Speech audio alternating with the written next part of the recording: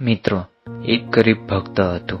તેના ઘરમાં ખાવા માટે પૂરતું અનાજ નહોતું, પહેરવા માટે સારા કપડાં પણ નહોતા અને જીવનમાં મુશ્કેલીનો કોઈ અંત જ નહોતો. પણ એક દિવસ ભગવાનના મંદિરમાં ગયો અને તેને ભગવાનને કહ્યું, હે પ્રભુ, આજે હું તમારી પાસે કંઈ માગવા નથી આવ્યો. પણ પછી ભગવાને તેની સાથે જે કર્યું ને તે જાણીને કદાચ તમારી આંખો પણ ભીની થઈ જશે. અને મિત્રો, આ કથાનો અંત છે ને જરૂર સાંભળજો, કારણ કે અંતમાં આ ગરીબ ભક્તે ભગવાનને એક એવો જવાબ આપ્યો જે આપણને જીવનભર યાદ રહેશે. એક નાના ગામમાં રામુ નામનો એક ગરીબ માણસ રહેતો હતો. રામુ રોજ સવારે વહેલો ઉઠતો, મજૂરી કરવા જતો અને સાંજે થાકીને પાછો ઘરે આવતો. ઘરમાં તેની વૃદ્ધ માતા અને તેની નાની દીકરી રહેતા. પણ ક્યારેક ઘરમાં એક સમયનું ભોજન બનતું, પણ ક્યારેક ન પણ બનતું. પણ રામુની એક ખાસ વાત હતી. તે ગમે એટલો દુઃખી હોય પણ દરરોજ મંદિરે જતો, ભગવાન સામે દીવો કરતો અને હાથ જોડીને કહેતો, હે ભગવાન, આજે પણ મને હિંમત આપજો. તે ક્યારેય ભગવાન પાસે પૈસા નથી માંગતો કે મોટું ઘર કે મોટું સુખ સગવડ પણ નથી માંગતો. પણ એક દિવસ જીવનમાં એક એવી ઘટના બની, તેની ભક્તિ સૌથી મોટી પરીક્ષા થઈ. રામે કાયમ મજૂરી માટે જતો, પણ એક દિવસ તેને મજૂરી જ ન મળે. સાંજ પડી ગઈ, તે ખાલી હાથે ઘરે પાછો આવ્યો. ઘરે પહોંચ્યો ત્યારે જ તેની દીકરીએ તેને પૂછ્યું, બાપા, આજે ખાવામાં શું છે?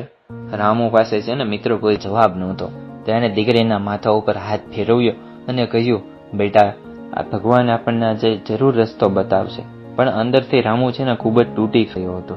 તે સીધો મંદિરમાં ગયો. મંદિરમાં કોઈ નહોતું. તે ભગવાનની મૂર્તિ સામે બેઠો અને તેની આંખમાંથી આંસુ વહેવા લાગ્યા. થોડી વાર તેણે ખમીને કીધું, હે પ્રભુ, મેં જીવનભર તમારી ભક્તિ કરી છે, પણ આજે હું તમારી પાસે કંઈ માંગવા નથી આવ્યો. પછી તેણે કહ્યું, મારે ધન નથી જોતું, મારે મોટું ઘર પણ નથી જોતું, સુખ સગવડ પણ નથી જોતી. રામુએ હાથ જોડીને કહ્યું, હે પ્રભુ, જો તમે મને કંઈક આપવા જ માંગતા હો ને તો મારી માતાને સ્વસ્થ રાખજો, તેનું સ્વાસ્થ્ય સારું રાખજો, મારી દીકરીના ચહેરા ઉપર હંમેશા સ્મિત રાખજો, એને હસતી રાખજો અને મને એટલી શક્તિ આપજો કે હું મારા પરિવારને ક્યારેય ભૂખ્યો ન સુવડાવું. આટલું કહીને મંદિરની બહાર નીકળવા લાગ્યો. પણ મંદિરની બહાર જતા તેને પગથિયા પાસે એક વૃદ્ધ માણસ બેઠેલો દેખાયો. વૃદ્ધ ખૂબ જ ભૂખ્યો લાગતો હતો. તે રામુને જોઈને બોલ્યો, બેટા, મેં 2 દિવસથી કંઈ ખાધું નથી. રામુ પાસે માત્ર એક જ રોટલી હતી જે તે મજૂરી કરીને લાવ્યો હતો. પણ એ રોટલી તે પોતાની દીકરી માટે લઈને આવ્યો હતો અને એક ક્ષણ માટે તે અટકી ગયો. પછી તેણે રોટલી વૃદ્ધના હાથમાં મૂકી. રામુએ કહ્યું, બાપુજી, મારી દીકરીને હું કોઈ રીતે સમજાવી દઈશ, તમે આ ખાઈ લો. વૃદ્ધની આંખોમાં આંસુ આવી ગયા.